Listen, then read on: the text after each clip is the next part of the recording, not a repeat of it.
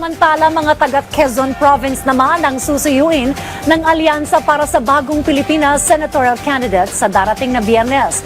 Inaasang mismong si Pangulong Ferdinand R. Marcos Jr. ang mangunguna sa kanilang campaign rally. Yan ang ulat ni Melales Moras.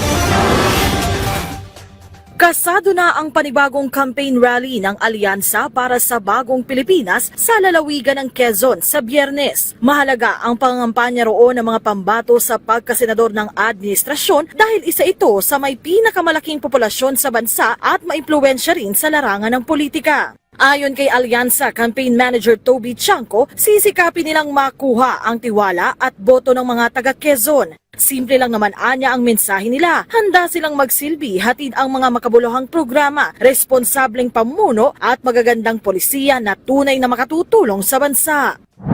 Bago naman ang campaign rally, tuloy-tuloy rin ang mga aktibidad ng senatorial candidates ng administrasyon.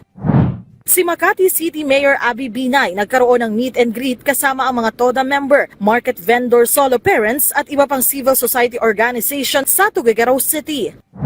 Nagbalik sarangani naman si dating Senador Manny Pacquiao at nangako roon ng tunay na progreso.